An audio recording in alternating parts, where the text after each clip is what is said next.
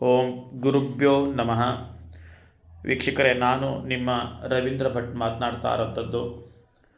ನೋಡಿ, ಮೀನರಾಶಿ ಫೆಬ್ರವರಿ ತಿಂಗಳ 2026ರ ಫಲಾನುಫಲ ಯಾವ ರೀತಿ ಇದೆ ಅನ್ನೋಂಥದ್ದನ್ನು ನಾನು ಇವತ್ತು ನಿಮಗೆ ಸಂಪೂರ್ಣವಾಗಿ ಈ ವಿಡಿಯೋದಲ್ಲಿ ನಾನು ಮಾಹಿತಿಯನ್ನು ತಿಳಿಸ್ಕೊಡ್ತೀನಿ. ವೀಕ್ಷಕರೇ ನೋಡಿ, 2026ರ ಫೆಬ್ರವರಿ ರಾಶಿ ಫಲದ ಪ್ರಕಾರ ಮೀನರಾಶಿಯವರಿಗೆ ಈ ವರ್ಷ, ಈ ತಿಂಗಳು ಸಾಡೆ ಸಾತಿಯ ಪ್ರಭಾವದಲ್ಲಿ ಇರ್ತದೆ. ಆಯಿತಾ?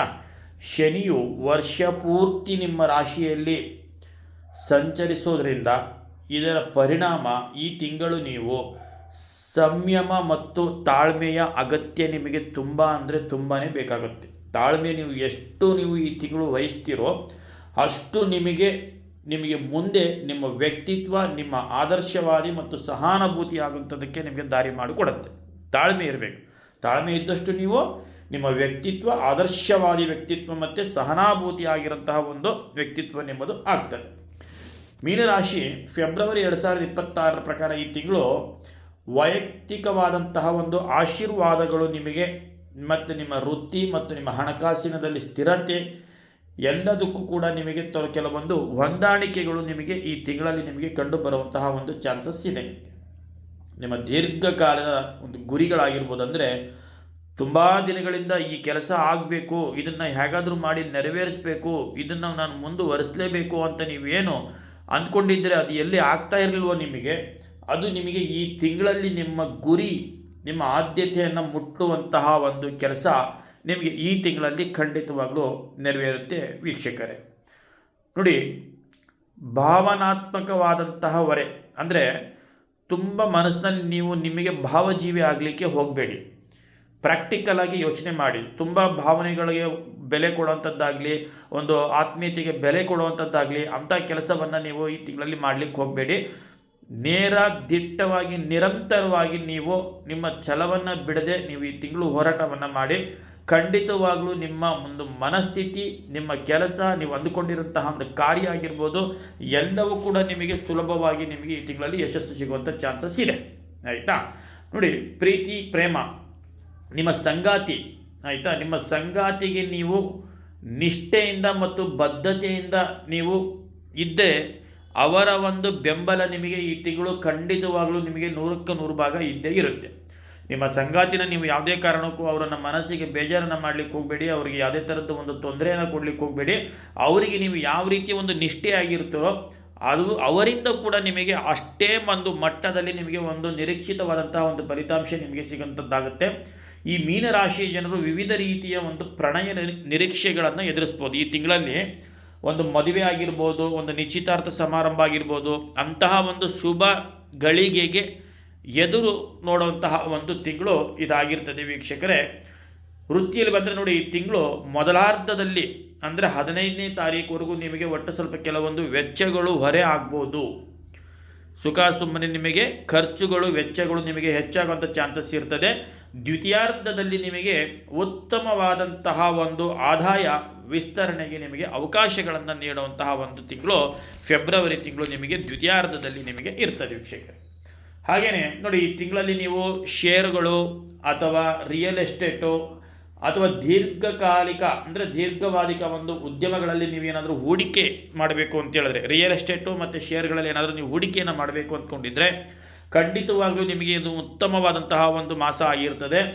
ನೀವು ಅಧಿಕವಾದಂತಹ ಒಂದು ಲಾಭವನ್ನು ನಿರೀಕ್ಷೆ ಮಾಡುವಂತಹ ಒಂದು ಸಮಯ ಕೂಡ ನಿಮಗೆ ಬರುತ್ತೆ ಅಂತ ತಿಳಿಸ್ಕೊಡ್ತೀನಿ. ವೀಕ್ಷಕರೇ, ನಿಮ್ಮ ಸಂಗಾತಿ ಅವರ ಪಾಲಿಗೆ ಅವರು ಸಾಕಷ್ಟು ಅವರಿಗೆ ಸಮಯವನ್ನು ನೀಡಿ. ನೀವು ನಿಮ್ಮ ಸಂಗಾತಿ ಆದಂಥವರಿಗೆ ನೀವು ಎಷ್ಟು ಅವರಿಗೆ ಒಂದು ಅವ್ರ ಪಾಡಿಗೆ ಅವ್ರನ್ನ ಬಿಟ್ಟು ನೀವು ಒಂದು ಸಂಯಮವನ್ನು ಕಾಯ್ಕೊಳ್ತೀರೋ ಅಷ್ಟು ನಿಮಗೆ ಒಳ್ಳೆಯದು. ಯಾಕೆಂತ ಹೇಳಿದ್ರೆ ನಿಮ್ಮಿಬ್ಬರ ನಡುವೆ ಒಂದು ಅಹಂಕಾರದ ಘರ್ಷಣೆ ಆಗ್ಬೋದು ಅನ್ನೋಂಥ ಒಂದು ಸೂಚನೆ ಈ ತಿಂಗಳಲ್ಲಿ ಇದೆ.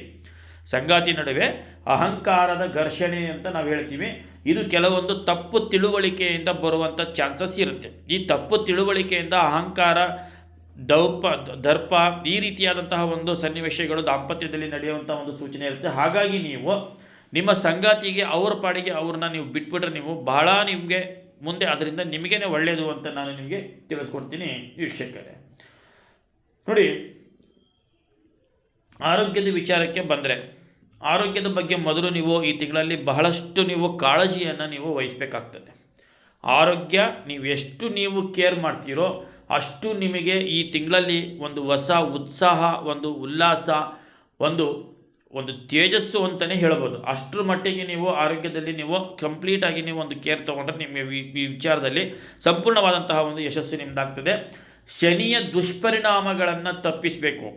ಯಾಕಂದರೆ ಈ ತಿಂಗಳಲ್ಲಿ ನಿಮಗೆ ಶನಿಯ ದುಷ್ಪರಿಣಾಮಗಳು ನಿಮಗೆ ತುಂಬ ಇದೆ. ಆ ಶನಿಯ ದುಷ್ಪರಿಣಾಮಗಳನ್ನು ನೀವು ತಪ್ಪಿಸ್ಬೇಕು ಅಂತ ಹೇಳಿದ್ರೆ ತಾಮಸ ಆಹಾರಗಳನ್ನು ನೀವು ಬಿಡೋಂಥದ್ದು ಒಳ್ಳೆಯದು. ತಾಮಸ ಆಹಾರಗಳನ್ನು ಬಿಟ್ಟು ನೀವು ಒಳ್ಳೆ ಶುದ್ಧವಾದಂತಹ ನಿಮ್ಮ ದೇಹಕ್ಕೆ ಒಗ್ಗುವಂತಹ ಆಹಾರಗಳನ್ನು ನೀವು ರೂಢಿ ಮಾಡಿಕೊಂಡ್ರೆ ಈ ತಿಂಗಳು ನಿಮಗೆ ಖಂಡಿತವಾಗಲೂ ನಿಮಗೆ ಬಹಳ ಉತ್ತಮ ಅಂತ ನಾನು ಹೇಳ್ತೀನಿ.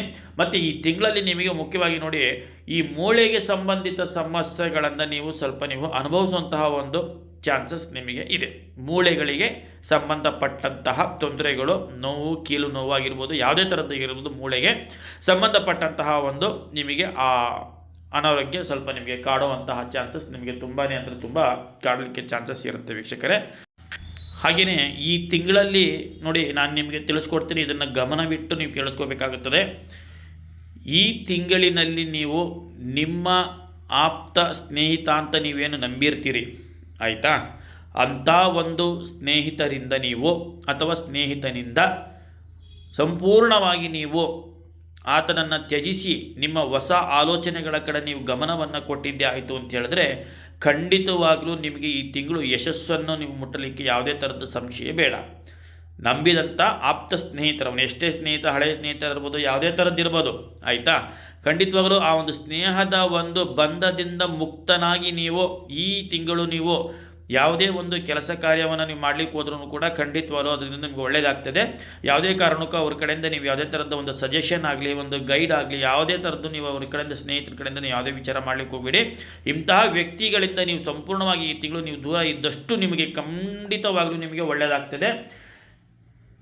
ಮತ್ತು ನಿಮ್ಮ ಈ ತಿಂಗಳ ಒಂದು ಶುಭ ಫಲಗಳು, ಯಾವುದೇ ಥರದ್ದು ವಿಘ್ನಗಳು ಇಲ್ಲದೆ ನಿಮ್ಮ ಕೆಲಸ ಕಾರ್ಯ ಯಾವುದೇ ಥರದ ಅಡ್ಡಿಗಳಿಲ್ಲದ ಹಾಗೆ ನೆರವೇರಬೇಕು ಅಂತ ಹೇಳಿದ್ರೆ ಓಂ ಶ್ರೀ ದತ್ತಾತ್ರೇಯ ಸ್ವಾಮಿಯನ್ನು ನೀವು ಈ ತಿಂಗಳಲ್ಲಿ ನೀವು ಆರಾಧನೆಯನ್ನು ಮಾಡಿ, ಖಂಡಿತವಾಗಲೂ ಆ ಗುರುವಿನ ಸೇವೆಯನ್ನು ಮಾಡಿ, ಖಂಡಿತವಾಗಲೂ ನಿಮಗೆ ಒಳ್ಳೆಯದಾಗ್ತಿದೆ ವೀಕ್ಷಕರೇ. ನೀವಿನ್ನೂ ನಮ್ಮ ಚಾನಲ್ಗೆ ನೀವು ಸಬ್ಸ್ಕ್ರೈಬ್ ಆಗಿಲ್ಲ ಅಂತ ಹೇಳಿದ್ರೆ ಈ ಕೂಡಲೇ ಸಬ್ಸ್ಕ್ರೈಬನ್ನು ಹಾಕಿ, ಹಾಗೆಯೇ ಓಂ ಶ್ರೀ ದತ್ತಾತ್ರೇಯ ನಮಃ ಅಂತ ನೀವು ಕಾಮೆಂಟ್ ಬಾಕ್ಸ್ನಲ್ಲಿ ಕಮೆಂಟನ್ನು ತಿಳಿಸಿ. ಹಾಗೆಯೇ ಈ ವಿಡಿಯೋವನ್ನು ನಿಮ್ಮ ಸ್ನೇಹಿತರಿಗೂ ಕೂಡ ಶೇರ್ ಮಾಡಿ, ಹಂಚಿಕೆಯನ್ನು ಮಾಡಿ ಅಂತ ನಾನು ತಿಳಿಸ್ಕೊಡ್ತೀನಿ. ನಮಸ್ಕಾರ, ಧನ್ಯವಾದಗಳು.